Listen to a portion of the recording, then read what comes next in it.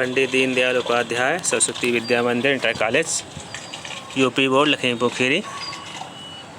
विषय हिंदी। आचार्य राम लखन मौर्य। आज हम लोग हिंदी में पाठ 1 सुमित्रा नंदन पंत द्वारा लिखित चिरमहान का अध्ययन करेंगे। इस वीडियो में संपूर्ण पाठ का जो कार्य है वो दिया गया है। सबसे पहले जीवन परिचय। छायावाद के महत्वपूर्ण स्तंभ सुमित्रा नंदन पंत प्रकृति के चितेरे कवि हैं। इनका जन्म 20 मई 1900 ईस्वी में वर्तमान बागेश्वर जिले के कौसानी ग्राम में हुआ था। इनके पिता का नाम गंगाधर पंत तथा इनकी माता का नाम सरस्वती देवी था। इनका मूल नाम गोसाई दत्त था। इनकी साहित्यिक सेवा के लिए भारत सरकार ने इन्हें पद्म भूषण, साहित्यिक अकादमी पुरस्कार, सोवियत लैंड नेहरू पुरस्कार आदि से सम्मानित किया। वीणा, ग्रंथि, पल्लव, गुंजन, युगवाणी, ग्राम्या, चितंबरा, उत्तरा, स्वर्णकिरण, कला और बूढ़ा चांद, लोकायतन आदि पंत जी की प्रमुख रचनाएं हैं। इनका स्वर्गवास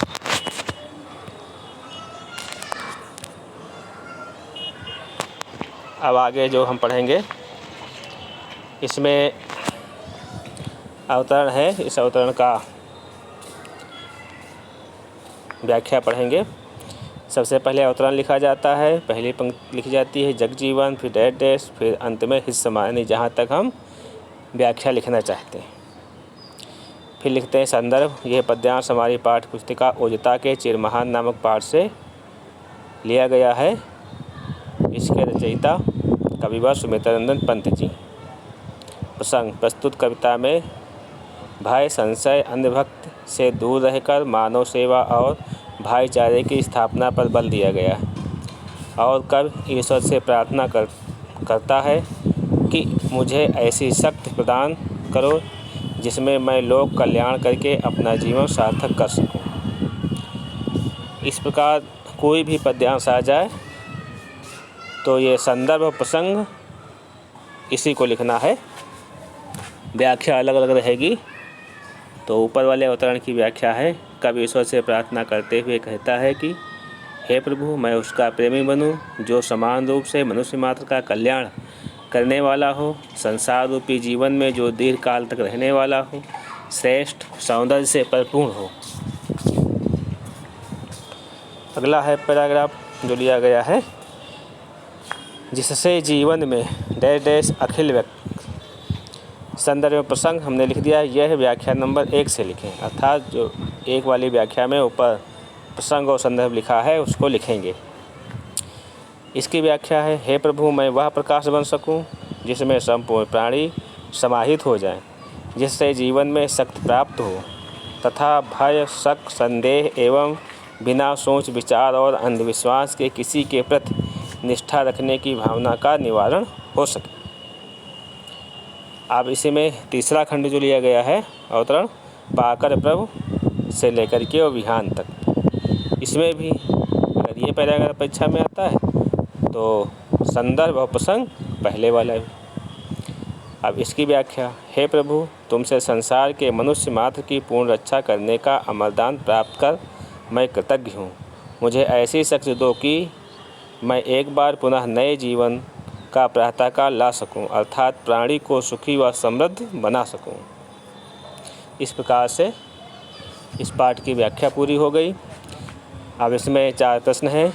इन प्रश्नों को हम पढ़ेंगे। पहला प्रश्न है, कवि किसके प्रति प्रेम प्रदर्शित करता है? उत्तर है, कवि श्रेष्ठ सौंदर्य से परिपूर्ण और हृदय में सत्य धारण करने वाला मानव का कल्याण करने वाले के प्रति प्रेम प्रदर्शित करता है।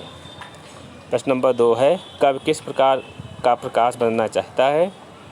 उत्तर है, कवि वह प्रकाश बनना चाहता है जिसमें संपूर्ण प्राणी समाहित हो जाएं, जिससे जीवन में शक्ति प्राप्त हो तथा भय, शक, संदेह और अंधविश्वास दूर हो सके। प्रश्न नंबर ग है, कवि अमरता का वरदान क्यों प्राप्त करना चाहता है? उत्तर, संसार के मनुष्य मात्र की पूर्ण रक्षा के लिए कवि अमरता का वरदान प्राप्त करना चाहता है। प्रश्न नंबर घ, कवि विश्व में नवजीवन का अभियान लाकर क्या करना चाहता है? उत्तर, मानवता की रक्षा, सुख, समृद्धि और विकास के लिए कवि विश्व में नवजीवन का अभियान लाना चाहता है। अब भाषा की बात में एक नया दिया था है शब्द 3 नंबर का है वो, शब्दों के निर्माण वर्णों के सार्थक मेल से होता है। नीचे लिखे शब्दों का वर्ण विन्यास करके लिखिए। जैसे परित्राण में देखो, परित्राण में पहले पा है, तो कोई भी व्यंजन बनता है वो आ की सहायता से, तो हमने पा के नीचे हंस लगाया प्लस आ लिखा, यानी तब जा कर के पा पूर्ण बना। इसी प्रकार री है तो आधी दा है और ई की मात्रा लगी है तो ई लग गया। फिर ऐसे ता है, ता में फिर रा लगा है, फिर बड़ा की मात्रा लगी है तो बड़ा आ लिखेंगे, फिर अड़ा में लिखेंगे, फिर हलंत लगाएंगे, फिर आ लिखेंगे। ऐसे ही जगजीवन में जा है प्लस आ, और ये सभी अक्षर जिसमें हंत लगा है वो आधे अक्षर पढ़े जाते हैं। आ और पहले फिर गा है, फिर आ, जा है पर बड़ी ई क्योंकि बड़ी की मात्रा लगी है जी में, फिर वाह है, फिर प्लस आ है, फिर ना है और फिर आ है। सौंदर्य में ऐसे सा है प्लस औ की मात्रा लगी है, फिर ना बिंदी रखी, फिर ना है प्लस दा है प्लस आ है, ठीक, प्लस रा है प्लस या है और प्लस आ है। इस प्रकार से सौंदर्य फिर पूर्ण में पा है, फिर बड़ाऊ की मात्रा लगी है, प्लस रा है आधी, फिर अड़ा है और फिर आ है। ऐसे अंध भक्ति में छोटा आ है, फिर ना आधी, फिर था आधी, फिर प्लस आ, फिर भा, फिर आ, फिर का, प्लस फिर ता और फिर ई भक्ति।